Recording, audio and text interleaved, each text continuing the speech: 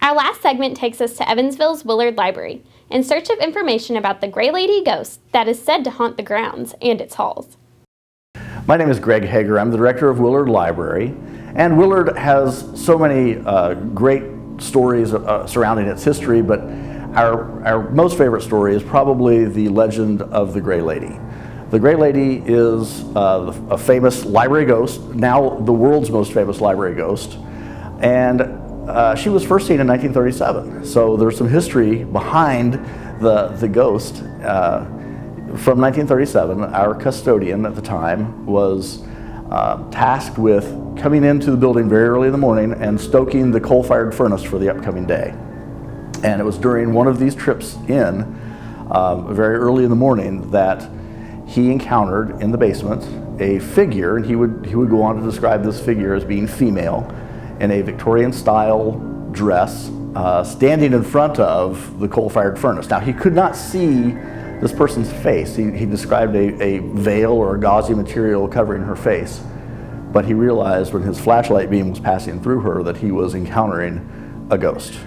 And so in the words of the day in 1937, he shortly thereafter took to drink and saw the ghost fairly regularly after that. And he is the only employee to leave the employment of Willard Library and cited as his reason for doing so, always seeing the ghost and having nobody believe him. When the Gray Lady is seen, she's described as wearing indeed a gray Victorian clothing, a dress, a long dress, high-top Victorian shoes, often described as having something covering her face, like a veil. She's accompanied by the smell of very, very strong and very cheap perfume. When people have encountered her, they've also reported feeling immense cold. And some people who have encountered the Gray Lady have not been worried about that encounter at all, and others have been, quite shaken by the experience. Some people have suggested that it's Louise Carpenter, who is the daughter of Willard Carpenter, the library founder. She did actually sue the library over her father's estate, and she did lose that lawsuit. Some people say because she, had that grudge against the library, that she is the person, the ghost that's haunting Willard Library. Others have said that's nonsense and that she's, not at all connected with the Carpenter family, and that maybe she's even connected with the land that the library sits on. And paranormal investigators have claimed that there are up to 8 to 9 different entities haunting the building. Older men, indeed a female figure, children, and even some reports of a ghost cat. We always have an annual paranormal investigation. We do try to always do that in October of each year. And the teams come in and they all do their own thing. They all do different things. Some shoot in infrared, some take still pictures. Most shoot video at some point. Some people really get into the electric voice phenomena, EVP. Others tend to measure electromagnetic activity in the building. And there are places in the building that have massive fluctuations in that electromagnetic activity. So a paranormal investigator kind of points to that and says that indicates a ghost or a haunting, and it's up to the individual investigation team as to how they want to approach an investigation. I saw 2 big, huge orbs. I was facing this way, and I saw them with my naked eyes, and I just completely freaked out. They just came in, and then blink, they went off. 2 of them, the size of basketballs. And I said, did anybody see that? And Mike Hollinshead, the guy who's downstairs right now, said, yeah, he saw him in that mirror. So I was like, thank God, I'm not going nuts.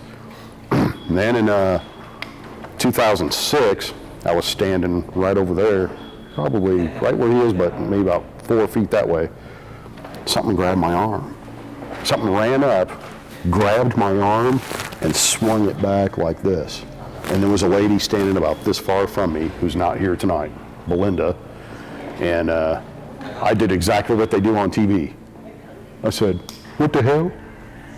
And then I looked up at the ceiling thinking something dropped on me. But the only way I can describe it is it felt like somebody grabbed my arm. I'm I'm a skeptic. I'm willing to keep an open mind. I'll believe something if I see something. I haven't actually seen a ghost in Willard Library or anywhere. But I did have an encounter, if you will, an experience, in which I was waiting for our annual board meeting to start. This was would have been in mid-May, so nice bright day. The library was closed on that particular day, but I was expecting board members to arrive for this meeting, so I was sitting in the meeting room going over my notes, and the building was very, very still, very quiet, because there wasn't really anybody in here.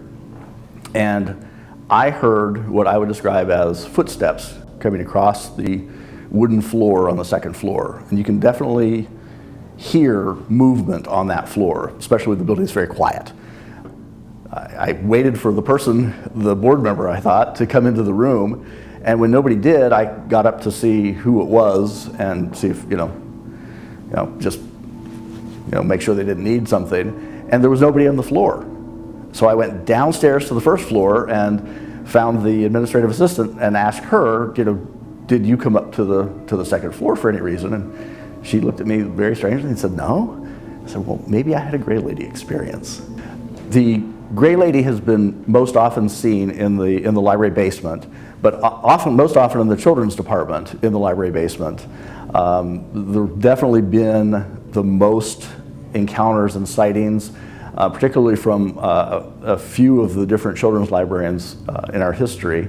Margaret Mayer saw the ghost quite frequently. In fact, frequently enough that it wasn't even anything special to her. She just regarded seeing the ghost as like seeing a friend or another employee.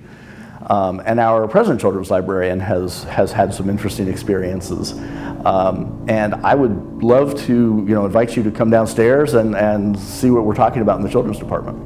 My name is Rhonda Mort. I'm the children's librarian at Willard Library, and my most recent experience in the children's room was we had a jar kind of fly across the desk. I was sitting in the office with my back to my coworker.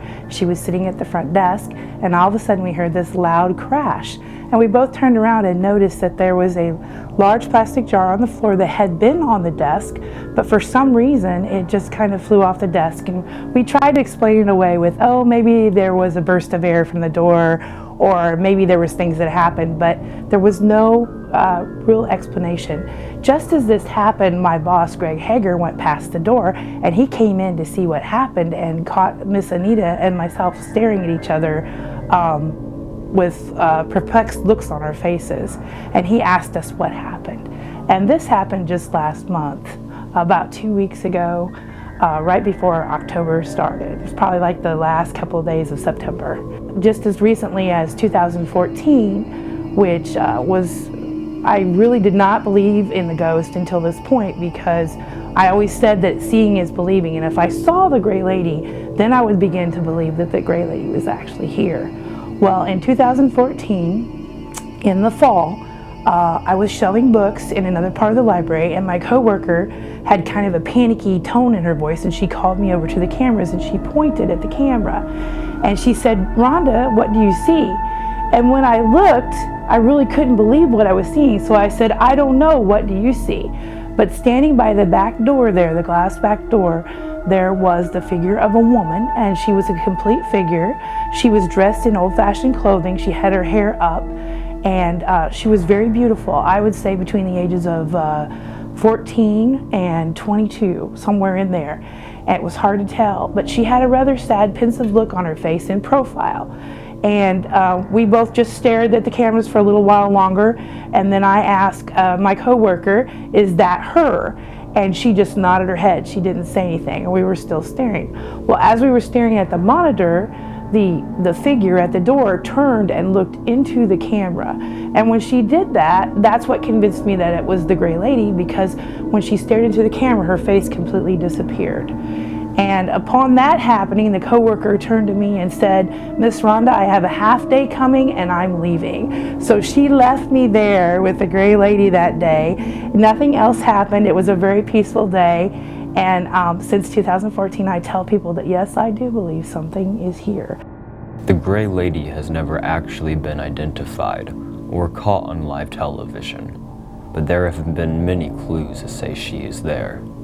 Some people have felt like this is her library, and the workers feel as they are visitors there. So who is the Gray Lady? Is she real, or is it overactive imaginations? Will we ever actually identify her? The world may never know.